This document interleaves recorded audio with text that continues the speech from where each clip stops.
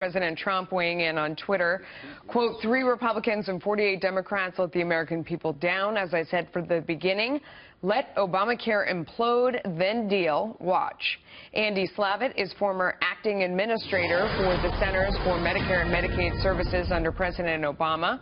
Dr. Marc Siegel is professor of medicine at NYU Langone Medical Center and a member of the Fox News Medical A team. Dr. Siegel, I'll start with you. We're no closer to fixing this mess. I mean, everybody is sort of either taking victory laps or, you know, wanting to lay down in the road and give up, and they fix nothing. What can they do to actually fix this mess?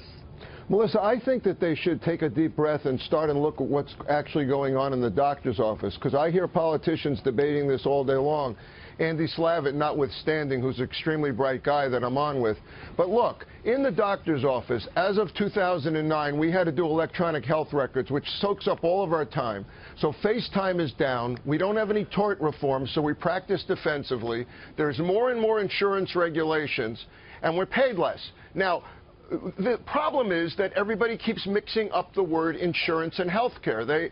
It's deliberate. It's like if you have health insurance, you have health care. But if you come to see me, I might find that the specialist I want to refer you to doesn't take the insurance that that you have. I might not be able to get you into the hospital or the treatment you want. It's getting harder and harder for doctors to practice. Now, on the Medicaid side, which Andy was in charge of, I want you to hear one statistic. In 1986, when the New York Mets won the World Series, Medicaid was 2.5% of the federal budget. Today, it's 9.5% of the budget. So it's skyrocketed up. And yes, more people are covered, but there's a lot of waste in the system. So we have to cut back on waste, and we have to improve lives of physicians. Andy, how do you do that? Well, look, I think this has always been about how do we get better ideas so that we can cover more people more affordably. And 70% of the American public or greater want both parties to work together on that. Yeah, but Andy, give me some of those ideas. We've talked, I mean, I'm exhausted. They're not even nibbling around the edges. This whole thing is so ridiculous. I'm so frustrated. I know our audience is so frustrated. What are some ideas for controlling costs? Let's start there. Sure. Well, look, I think you're exactly right, and part of the reason people are frustrated is because we haven't had a chance to hear from the experts from across the party spectrum. And I think people would tell you that in this country we charge too much for health care. We wait for people to get sick before we treat them. We don't invest in primary care. We don't invest in the causes of health. We don't focus on wellness. You know, not all of those are legislative things. I think Mark's exactly right. I think some of these things are not what we need to do in the legislative arena. But when it comes to Congress, I think at the very least what we owe ourselves is a more open process, is a process where we can use regular order and we can use committee hearings, we can bring in experts, and we can do it the way we used to do it, because I think we will hear good ideas. I think we'll hear ideas that challenge us that we don't like. I'm trying to hear good ideas right now and make a little headway here. Dr. Siegel, when you're talking about cutting costs, and he's saying wellness would help us if people were more focused on not getting sick in the first place. Maybe you've got to pay for more of the crisis when it comes your way in order to focus the mind on working out, you know, doing the things that you could possibly do to make yourself healthier. What do you think about that? I love that idea. It's not one size fits all, because 5% of Americans use up 50% of the health care costs. So there should be incentives for exercising, for eating better, for losing weight. Completely agree with that. Another thing, a mandate to buy insurance, but no mandate for an insurer to provide it, and no mandate for a doctor to take it.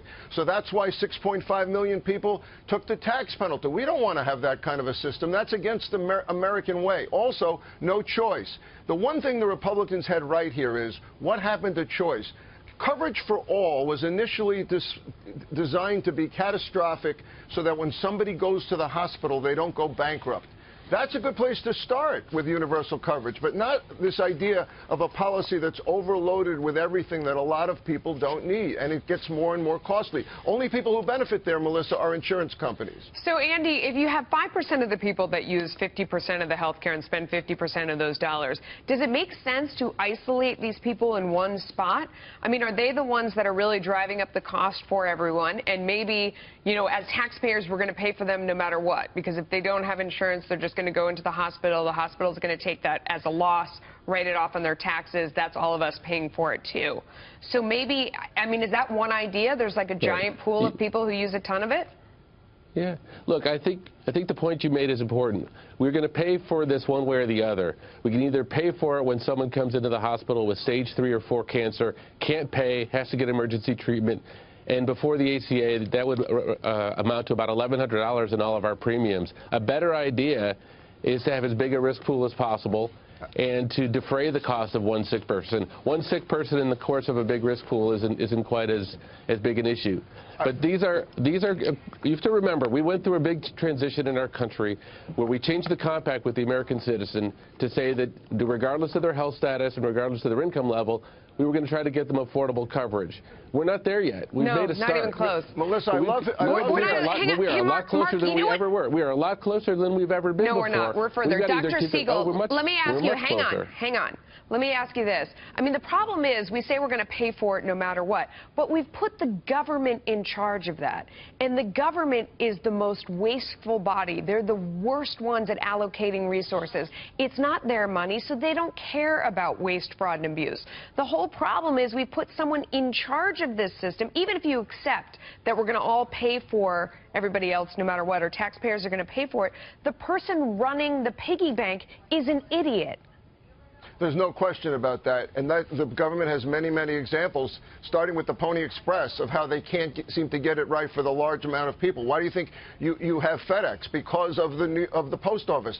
The same thing here. And I think Andy was starting to get on something, Melissa, that goes to your idea, which is what about risk pools? Separate out the sickest people. Look, I'm not against government subsidies, but the idea of coercing young people to pay for older people who are sicker, who maybe did self-destructive things, you know, that's what causes premiums to skyrocket, and the government is mandating that. Too many regulations also drive up costs. And another thing, without the free market system involved, nobody knows what they're paying for. Yeah. An echocardiogram on 33rd Street costs $400. Up on 80th Street, it's $800, and no one's even aware of it because the insurer is hiding the cost. So I like health savings accounts. I like people paying out of pocket. Let the government be where it belongs, to take care of the very sickest and to make sure they get care.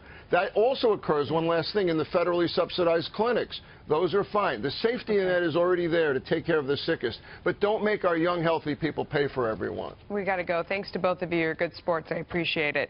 John. Thanks, Melissa.